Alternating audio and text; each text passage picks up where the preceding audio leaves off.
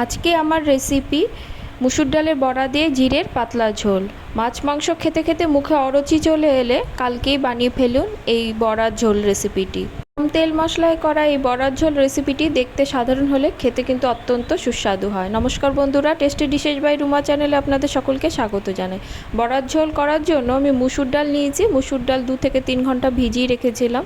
এবার একটা smooth paste করে নেব। এর মধ্যে দিয়ে দেব নুন, হলুদ, লঙ্কার গুঁড়ো, বেশ কিছুটা পেঁয়াজ কুচি হাত দিয়ে ম্যাশ করে দিয়ে ভালো করে ফেটিয়ে নেব। যতটা ফেটানো যাবে বড়া কিন্তু ততটাই সফট হবে।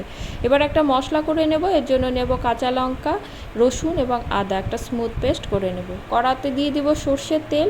এতে লম্বা করে কেটে রাখা আলুটা আমি লাল করে ভেজে নেব। ওই তেলেই আমি বড়াগুলো ভেজে নেব। বড়ার শেপটা আপনারা আপনাদের মাপ বা পছন্দ অনুসারে দিয়ে নেবেন। 2 পিঠ লাল করে বড়াগুলো আমি ভেজে তুলে নেব। ওই তেলেই ফোড়নে দেব গোটা জিরে। ফোড়ন থেকে সুন্দর গন্ধ বেরোলে দুটো পেঁয়াজ ঝুরি করে কেটে নিয়েছি সেটা দিয়ে দেব। পেঁয়াজটা একটু লালচে রঙ এলে এর মধ্যে দিয়ে দেব বাটা মশলাটা দিয়ে কিন্তু মিনিট 2 মতো কষিয়ে নেব।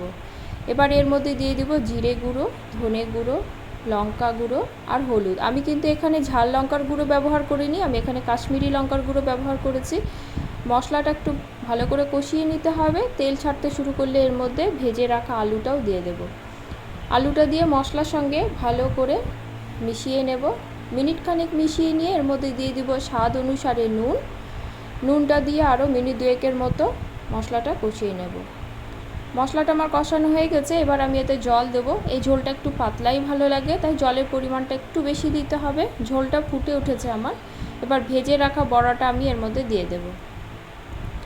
বড়াটা দিয়ে আরও 5 থেকে 7 মিনিট গ্যাসের ফ্লেমটা লোতে করে রেখে রান্না করে নেব। স্বাদের জন্য দিয়ে দেব চিনি, এটা সম্পূর্ণ অপশনাল। 5 থেকে 7 মিনিট পরে দেখুন ঝোলটা কিন্তু আমার অনেকটাই কমে এসেছে, আলুগুলোও সেদ্ধ হয়ে গেছে। এবার আমি এর মধ্যে দিয়ে দেব অল্প পরিমাণে গরম মশলার গুঁড়ো আর ঘি। গ্যাসের ফ্লেমটা একদম লোতে করে আরও 1 মিনিটের মতো রান্না করে নেব। রান্নাটি কিন্তু আমার শেষ পর্যায়ে।